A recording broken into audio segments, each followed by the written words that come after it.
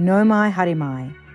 Welcome to Farmers in the Field, where our Earthworker alumni share their regenerative organic horticulture projects. Join us in co-learning through these biology-first conversations and growing radical hope through food. You can hear about our mentors in episode 1. Come join us. Kia ora koutou, ko Bex toko ingoa. And ko Ange toko ingoa. And we're part of Growing Point and very excited to be part of Farmers in the Field. So we've got a little PowerPoint to show you. E mihi ana ki ngā maunga, ngā awa, ngā tohu o nehe o Tāmaki Makaurau. E mihi ana ki te mana whenua o tēnei roho, Ngāti Whātua ki Ōrākei. So Growing Point acknowledges the authority, leadership and mana of Ngāti Whātua ki Ōrākei, on whose land we walk, work and grow food. We also acknowledge other tribal authorities who are connected to this land. So yeah, we're Growing Point, and part of our vision is that we are weaving together mātauranga Māori, led by Rob Small, and Western science to research, innovate and heal Papatūānuku and all she sustains. So this is our crew, Rob, Ola, Ange and myself. So Rob and Ola joined us a year ago now, and Ange and I founded Growing Point in 2020. And here we are at Dignan Street Community Garden on a beautiful sunny day. So this is sort of a before and after. The Dignan Street Community Garden is based in a retired green from the local bowling club, and they couldn't use it for bowling because it was quite boggy. And so in 2015 we did a soil test, and we've got 1,000 square metres, so it's a good size, and we've been building the garden up since then and using regenerative agriculture principles since we did the Earthworkers course in 2020. So you can see the difference. The pristine bowling club next to us, and we're this beautiful chaotic mix of biodiversity next door. This is the only time you will see us use spades, and this is where we're digging up the perimeter. So we're led here by Rob Small on the left, who is leading us through the Huapari Kore certification. So he's teaching us mātauranga Māori practices in the land. The garden was established by the community, people like most of these people, and it really gives everyone a sense of belonging to the whenua and to each other. We're not a market garden or a CSA, and so the produce is shared between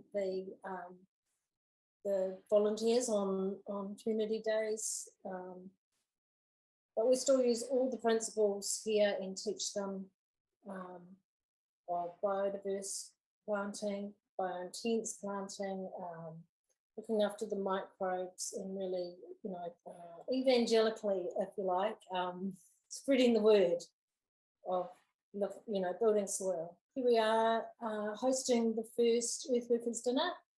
We have a pizza oven, and we use these kind of community outreach, really, for a sense of social cohesion and having somewhere to come and be with us. So this is a mural that we've got painted on the wall in the garden, the Soil Food Web.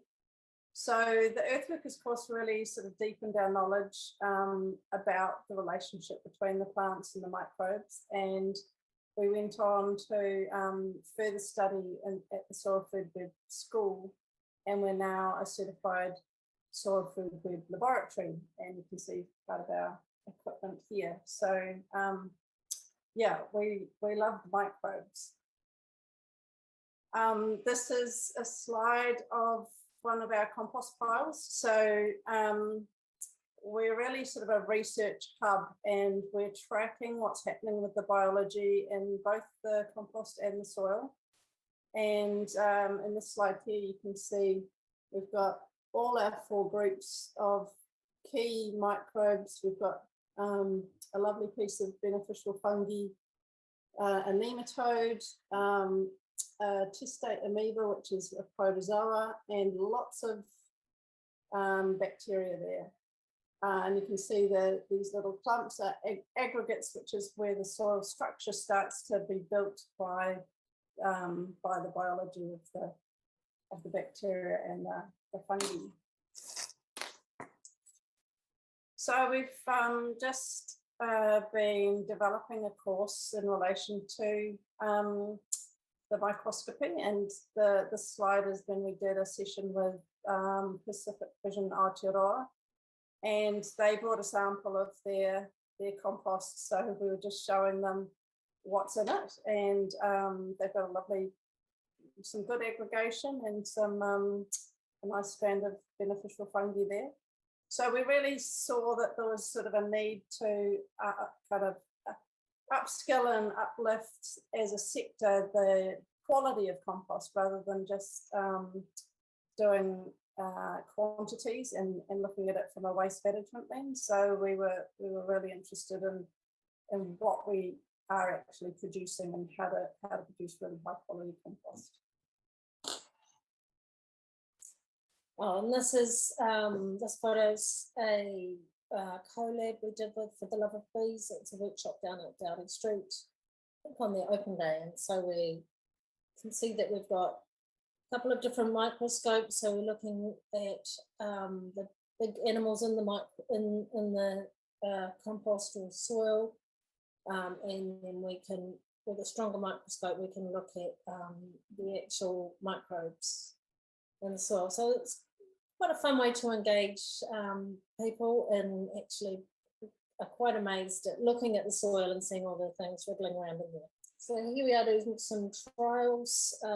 We are trialing different soil food web, Elaine Igham's soil food web compost recipes, just kind of tweaking them and seeing what works for us, soaking the wood chip in quite high levels of wood chip. We want to make very fungal dominant compost, and then we track the succession or the microbial succession through time of those different recipes. And the next step of that is we one of these sites that has too much organic matter on it, like quite a lot of the Earthworkers projects.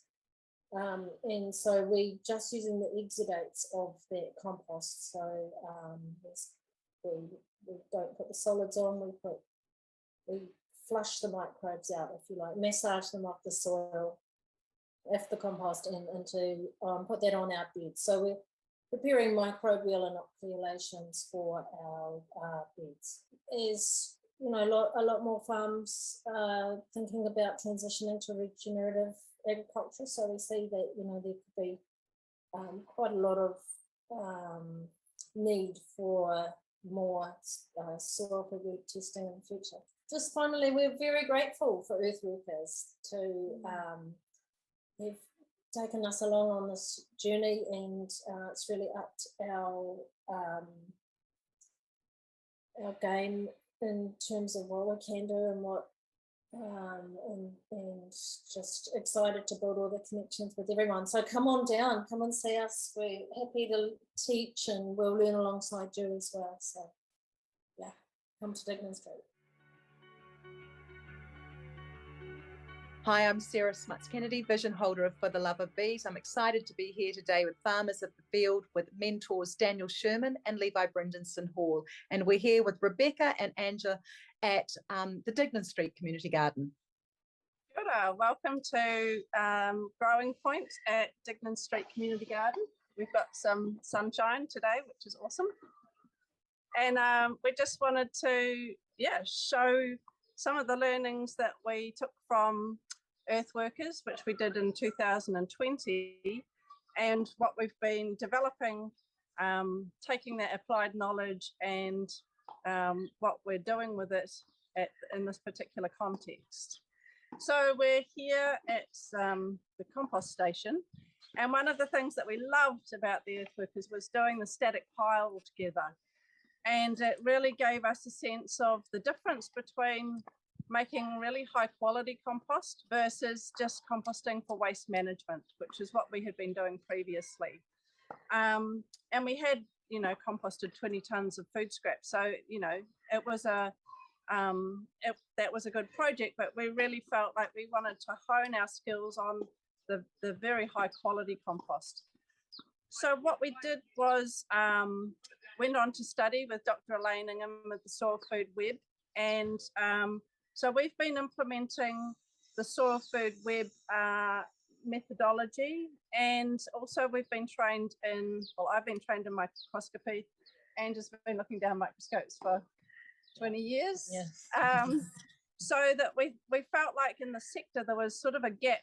Lots of people were very industrious in terms of what they were making, but the testing of the microbial populations in the piles wasn't happening. So we felt like that was something that we had skills in and the resources to be able to make that contribution. So we're now on our 6th pile of what we call biocomplete compost, and we've been testing the piles as we go to measure the microbial populations of our fungi, bacteria, nematodes, and protozoa.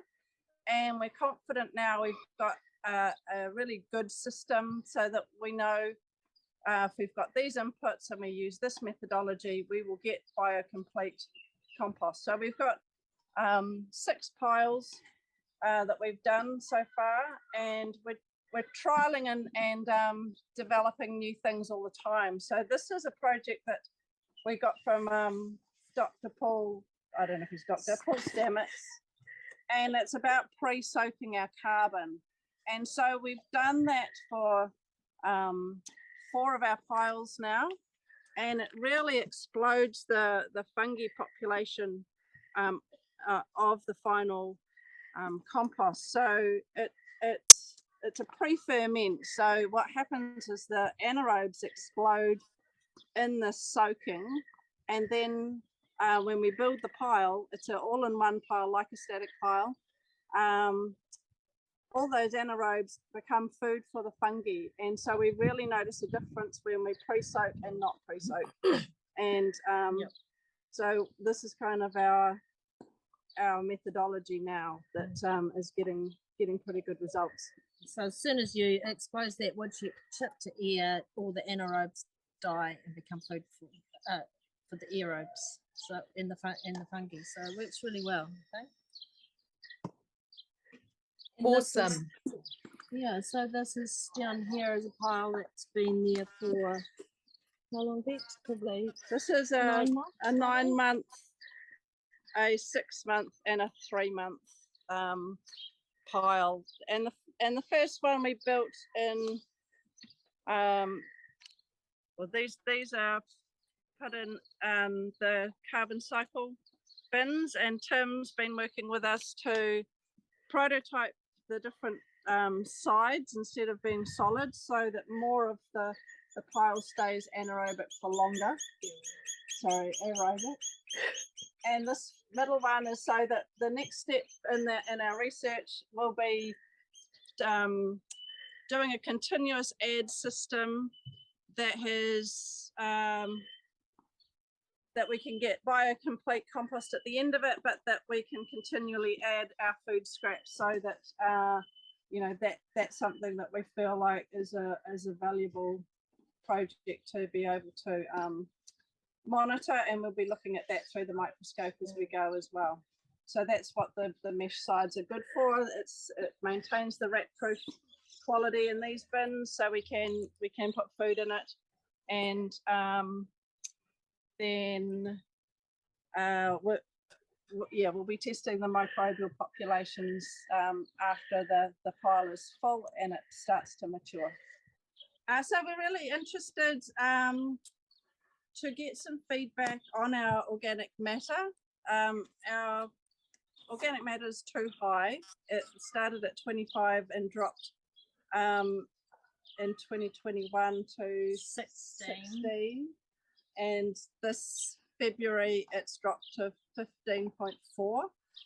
Daniel mentioned a strategy to try and drop the organic matter by bringing in some soil to sort of dilute the organic matter. So we'd love to sort of be stepped through what that process would involve, so that we could start to do that as a technique to bring our organic matter down.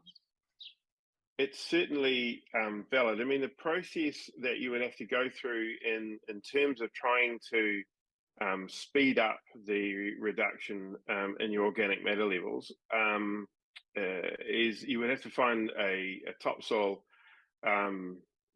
donor that basically you could test, because there'd be little point obviously in adding something that already had more than 10% organic matter to it, because you wouldn't achieve the end result. I have seen some a soil test from soil that's going through that particular process in another project in Wellington, and they found soil with only about 3% organic matter in it. So obviously fairly poor quality.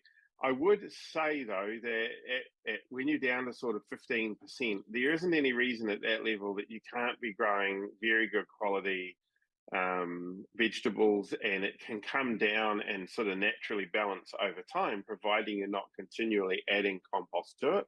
The growing of plants in that space, or even growing of cover crops, doesn't really increase organic matter levels all that much. It's just making the carbon cycle is now the critical component. So getting more soluble carbon into that space, or making more of the carbon that you have in that 15% in a more soluble form, so that there is more carbon cycling actually happening. You'll find my experience is that it will generally come down quite easily over time, and it is probably not worth doing it at this point when you're at 15.4% is what you've written there as your current level. I don't think there's any reason to go down that road of trying to dilute that. I think in the early days when you first started and you're over 25%, I know you had huge amounts of mulch going into that space. Well, an awful lot of that has continued in the process of breaking down, and obviously whether you've scraped some of it away or whether some of the initial soil samples were tested maybe a little bit too shallow in terms of just basically testing a pure compost layer rather than actually soil and compost. So like if you scrape away the loose material on the top and you sort of get to the topsoil layer, some people do make that initial mistake when they're doing soil sampling, that they just sort of take what essentially is a layer of compost on top of the soil, because they've been putting compost on for so long. What they've ended up with is a layer of compost, and that will easily be 25, 30, 35 percent organic matter. So the simple answer at the moment is I would say at the level you're at, I wouldn't really think about doing it. I know that you can grow, your vegetables would be a little bit compromised in terms of probably excess nitrates because of the nitrogen cycle trying to balance that whole equation, but it's a minor thing in terms of actually being able to manage to grow vegetables in that space. And that's probably better to do it that way than come along and bring a whole lot of poor topsoil, essentially, is what we're looking for, to dilute what is a very rich topsoil. And I said this the other day to someone else as well, even with really high phosphorus, it's not ideal. And we'll deal with this question, the next question you've got, we'll actually start talking about that whole fungal to bacterial ratio thing. So we'll sort of leave that there. Yeah, I think it's dropping 1% per year now. If you can sort of, if that's not within the realms of variance. I have seen that happen, and the only thing you have to watch is that sometimes, depending on why it's dropping and how it's dropping, it can lower your calcium levels as well.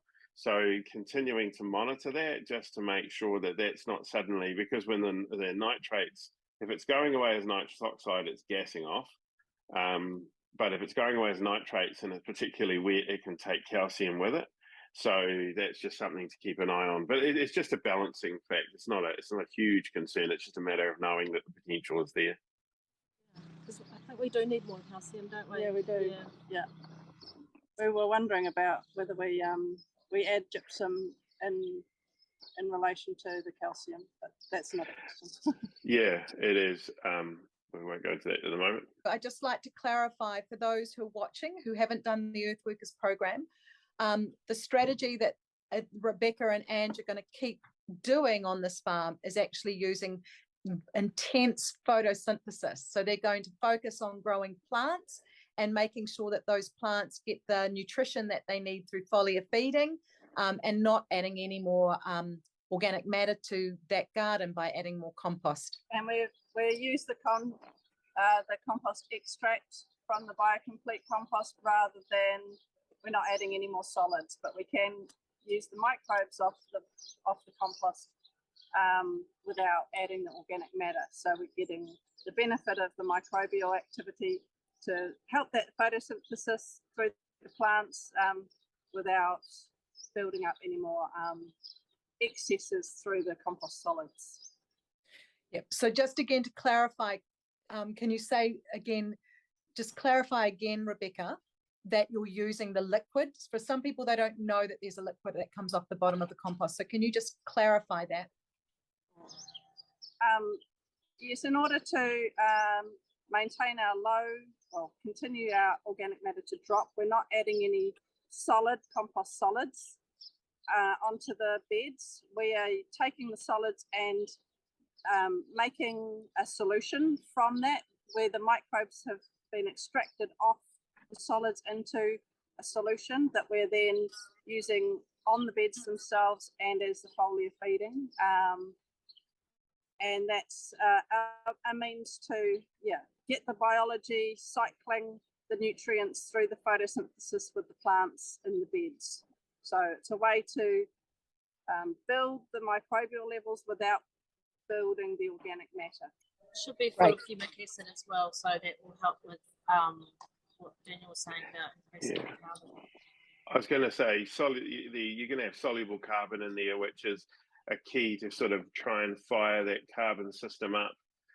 You're not putting huge amounts, but what you are putting in is just increasing the soluble component, which is one of the ways of waking up what often is termed sleepy soils when they get excess carbon. So this is our small and very packed greenhouse.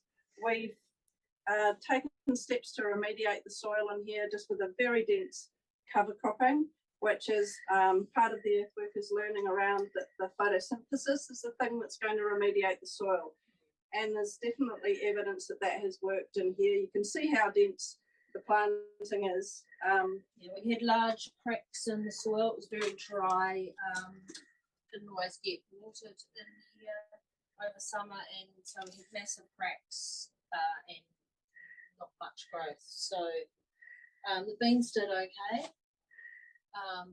in over summer, but now we've got this cover crop and some perennial strawberry down there as well. So our question in relation to this area is just a suggestion of a guild that would work coming into spring, and we thought maybe Levi could have some input on that. Whoopee, spring guilds, my favorite topic. It's funny because when we talk about spring guilds, we're like, oh, spring guilds, and obviously it's August now, springtime's pretty close, and a lot of the guilds that we plant in spring, so with OMG, springtime you've planted all your stuff over winter, and eventually they're going to be like staggered, coming to an end, and we're harvesting them and we're replanting them. And the first few seasons at OMG, I was like, okay, springtime, let's just do like quick spring guilds, so like radishes and spring onions and beetroot and turnips, and I did that for the first couple of years, and last year I don't actually think it works out that well doing short spring guilds that only, they grow quick and then you crop them off in spring, because then you're left with the situation where you're in November or December and you've got an empty bed and you've got to reseed that and you're about to go away, and especially here's a prime case, you're in a greenhouse, it doesn't even get watered naturally, who's going to be there to water it, sort of thing. So spring guilds, like my advice for people with spring guilds is really think about what is going to, when you plant a spring guild, it's not 3 months. You want to be planting those spring guilds for 6 months. Okay, that's for your ease, as well as your production, as well as your soil health. And that's really easy to do. You can have all your fast crops underneath that are going to give you a spring harvest. So all your leafies. So spring's a great time for leafies and roots, basically. And then in terms of what you're actually harvesting over spring, that's actually, in terms of our case at OMG, like we're harvesting leeks and celeriacs, of which were planted, the autumn following. So spring guilds, I want you to think about what are you going to put in the ground there that is going to remain there over the season. So you can put in your leafies, your roots, but also really equally important to plant in the springtime, whatever it is that you want to plant that's going to be more mature, that's going to occupy more height. You're inside a greenhouse. I would recommend growing stuff vertically in there. So tomatoes are obviously a striking one, but also beans as well. Both those things last quite a while. So yeah, that's really just my advice in terms of the guild, is make sure you get stuff in there that is going to last a decent period, because you don't want to be in the situation ideally where you're cropping out a bed or swapping it out in that really tough in between time, which is peak summer period. Yeah. Cool. Does that answer? It's not quite specific, but that's good though. Yeah, no, that's good. Guilds your thing to experiment with and be creative with, and really, like, the best way I think in terms of thinking of guilds for you, for your context, is ideally we're planning guilds like twice a year. You've got spring to the end of summer, and then you've got end of summer through to next spring. That's the best way that I'd look at guilds, and that's where they actually become really powerful and really strong, because this intensive market garden thing, like cropping a bed every 3 months, it just makes more work for you. Okay. And it's more stressful on the soil as well. So actually just trying to plan our guilds out to the point where they're going to be resilient and they're going to last in the ground as long as possible. Yeah, that's good. That's great. And we had done, like you were saying, pretty much every month we were planting, sowing to be ready for guilds, but we've minimized that to be in the focused growing periods, not just kind of on rote every month, and to suit the people power we've got here. In about I'm not sure when, but November, you're gonna want to cover that greenhouse. It's got no ventilation in the roof by the looks of it either, is it? It hasn't. We've got an open panel through the back, and we've got it elevated off the ground, so there's ventilation on the base, but not in the roof. But it does bake in here. Yeah. So basically, when you've got a greenhouse and it has just got a plastic roof on it, 6 months of your year, you're going to want to have a green shade cloth over the top of that. That's going to help for 2 reasons. It's going to decrease the intensity of the UV light, which in New Zealand is incredibly strong. And remember, you've basically just got a hot box there, so it's going to be hotter as well inside there. And so it's decreasing the intensity of the amount of sunlight that the plants are getting, but also it is acting to cool that space down. And as we've learned from Daniel in his segment on greenhouses and earthworkers, I think it is about 21 degrees, Daniel. Is that what you said is the optimum temp? 19, 21 degrees? The hotter it gets, the sort of the less photosynthesis that actually happens, because the plant needs to cool itself continuously. So the optimum temperature apparently is only about 18 degrees. 18 degrees for photosynthesis. So keeping it cool will increase growth rather than decrease it. And the thing that I've heard a lot of is, if you walk into it and you're uncomfortable, that greenhouse is too hot. So the Okay. Ange greenhouse, when I remember last time when we were packing up our seedling CSAs in the summer, it was actually cooler than outside. That's how Wow. they should be. And this is very important for everyone listening. Greenhouses are not hot boxes. They're not supposed to be 30 degrees, even if you are growing aubergines or tomatoes. Like if you're in there and you're sweating and you're too hot, your plants are going to be having exactly the same reaction. Yeah, that was really awesome to get that feedback. It's been a while since we've done the Earthworkers, so to be able to have that mentoring to take forward into how we're applying the knowledge from the Earthworkers in this particular context is so great. Yeah, and that's really good. The glass house too, because we really are glass house novices. And I'm sure last year our glass house was way too hot. Yeah. So we will cover it for Christmas, I suppose. And it's awesome that we don't have to truck in a whole lot of horrible dirt to remediate our beds. So you've saved us quite a lot of sweat over that one. Awesome. Thank you so much. All right. Thank you very much. All right. Go See ya. Thank you. If you are inspired to become an earthworker and learn more about regenerative organic horticulture, look up our Earthworkers program on our website to register for our upcoming courses. If you enjoyed this episode and would like to support us in making more, we welcome donations on our website fortheloveofbees.co.nz. For the Love of Bees is a charitable trust creating a system of self-sustaining urban farms in Aotearoa that cultivate quality food for local people through regenerative organic horticultural practices that heal the ecosystem. Through these sites, we create happier and healthier ecosystems and resilient, connected communities. We also create and share high-quality, accessible educational experiences around what a truly regenerative world looks like.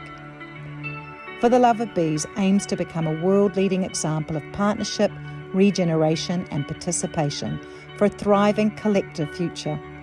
We started in 2016 as an optimistic and love-centred approach to engaging with ecosystem well-being in a time of climate uncertainty.